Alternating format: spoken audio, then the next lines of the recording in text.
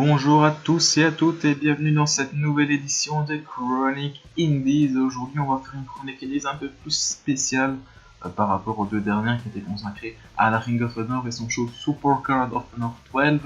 Aujourd'hui on va faire un petit point sur les programmes à venir sur les Chronic Indies et les différents projets qui seront établis durant les prochaines semaines.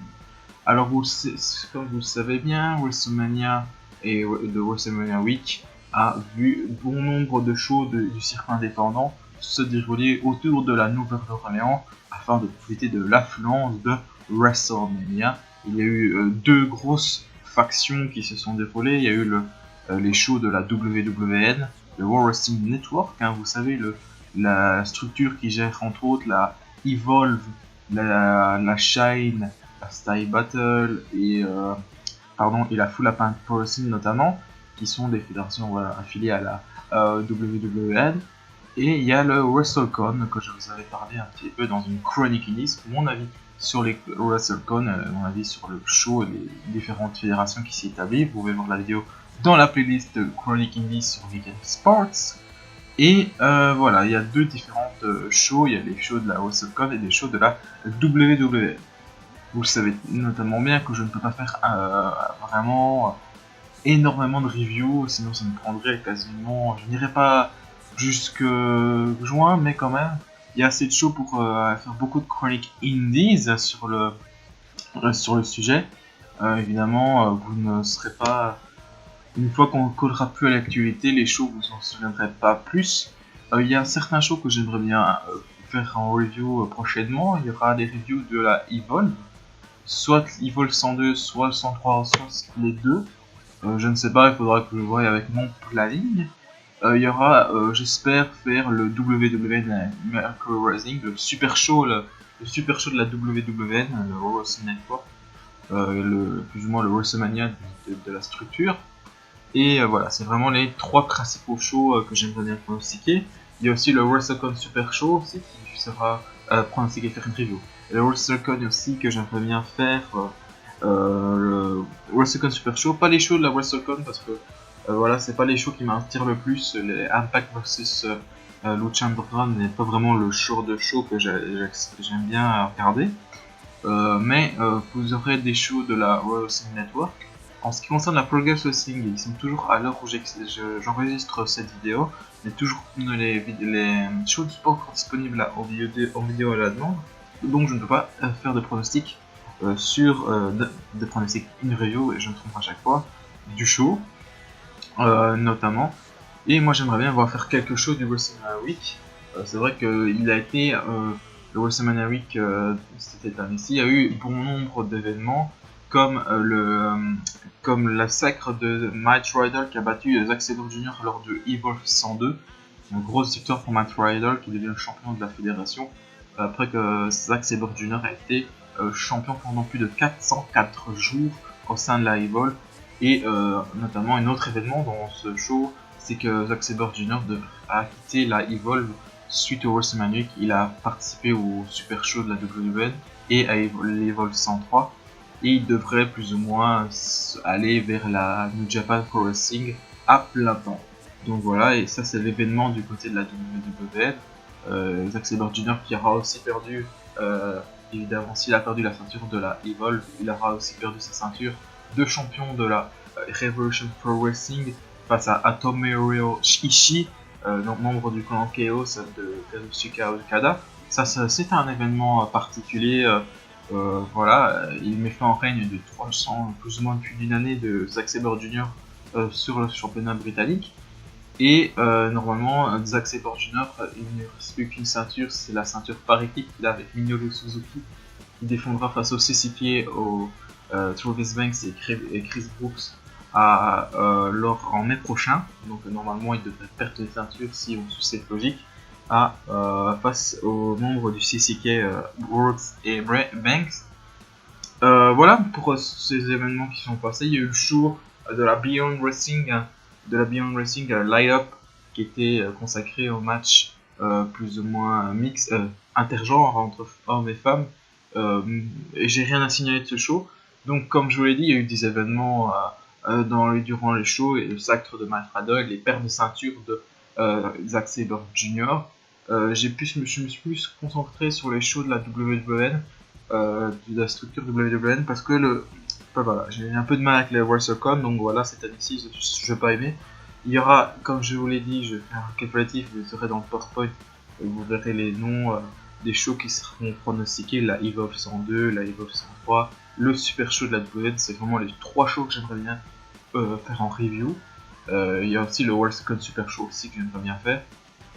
Et voilà, c'est vraiment les 4 grosses reviews que j'aimerais bien faire à l'avenir dans les Chroniques Indies. Il y a aussi des petits débats, des petites émissions débat que j'aimerais bien faire, comme je l'avais fait avec le WrestleCon il y a quelques temps, et sur la storyline du Bullet Club entre Kenny Omega et Cody Rhodes.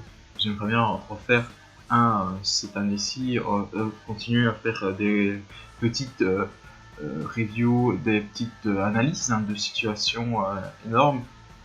Sur la Ring of Honor par exemple, ou sur la New Japan, la Pro Wrestling Area, qui sera peut-être le prochain, puisque vous savez, si vous avez suivi les sites de news de la Pro Wrestling Area, celle-ci devrait déménager avant la fin du mois de mai, puisque la salle où se déroulent tous les shows de la Ring of Honor, de la Pro Wrestling Area a été rachetée et ne sera plus allouée pour la Pro Wrestling Area. Je pense qu'elle sera affectée à autre chose, ou elle sera totalement rasée. Donc, et vu au succès que la Pro Wrestling Area a dû déménager à cause de faute de tickets qui ont été beaucoup trop vendus, beaucoup trop de tickets prévus.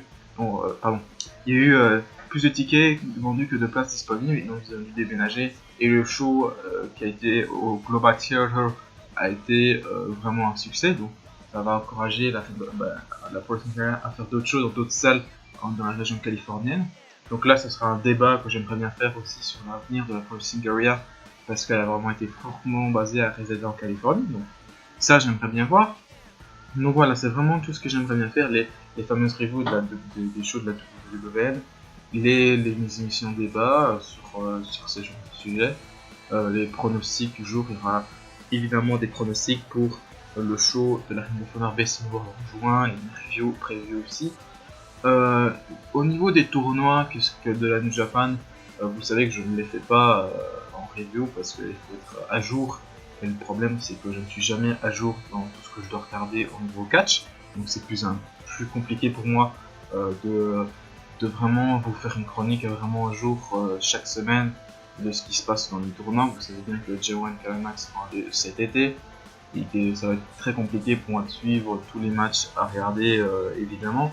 Les tournois, vous avez bien vu avec la Pro Wrestling Area et ce niveau-là, que ça a été un peu compliqué de faire. En 3 semaines, j'ai fait le pay-per-view parce que c'était très compliqué, parce qu'il y a énormément de matchs.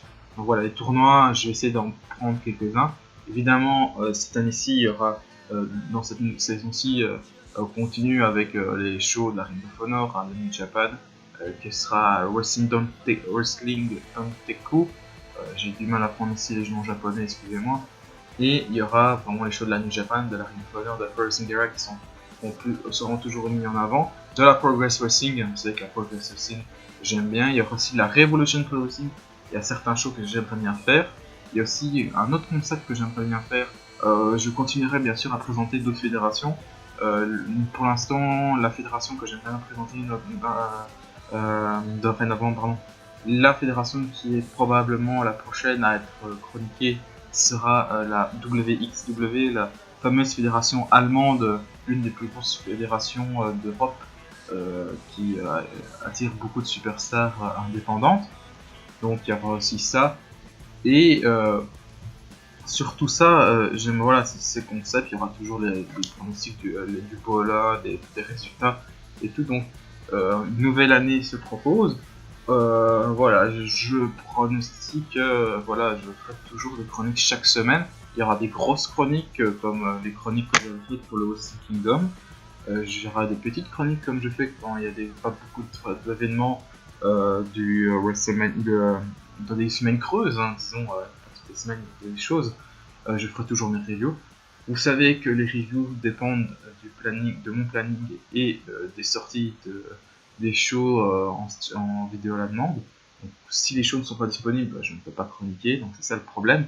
Donc voilà, voilà tout ce que je vais mettre en place les semaines prochaines. Bon, donc je récapitule, il y aura des reviews, toujours des reviews. J'essaierai de faire un peu plus de reviews d'autres shows que la Ring of Honor et de la Pro Wrestling Guerrilla. J'aimerais bien faire aussi de la Evolve, donc tous les shows du WrestleMania Weekend de la Evolve, les 102, 103 et WWN. Il y aura le WrestleCon Super Show que j'aimerais bien aussi chroniquer. J'aimerais bien faire des émissions débat comme j'avais fait sur le Bullet Club et mon avis. Donc je vous donnerai mon avis sur les différents événements qui se passent avec les différents tournois qui vont se passer durant. Il y aura le Super Smash 16 aussi qui aura lieu. Donc je donnerai mon avis sur tous ces shows-là. Et je ferai toujours des pronostics et reviews de la Ring of Honor. Enfin, c'est plus ou moins la fédération qui a plus ou moins le même modèle que je peux faire par rapport à la WWE, faire une pronostic et une review, parce que la Ring of Honor a quand même une plus grosse visibilité que certains shows. Donc voilà, c'est une mise au point. Les prochaines semaines, il y aura des reviews, des émissions de débat, des fédérations qui seront chroniquées que je vous présenterai. Donc voilà, aujourd'hui une petite chronique pour un peu vous... voilà, si je me répète beaucoup, c'est parce que je pense à faire beaucoup de choses. Mais voilà, tout ce que je peux vous dire, c'est que voilà, c'est une petite mise au point. Et après, on va enchaîner avec des chroniques. Je ne sais pas si ce sera une review ou ce sera la WXW. Je verrai en fonction du temps que j'ai.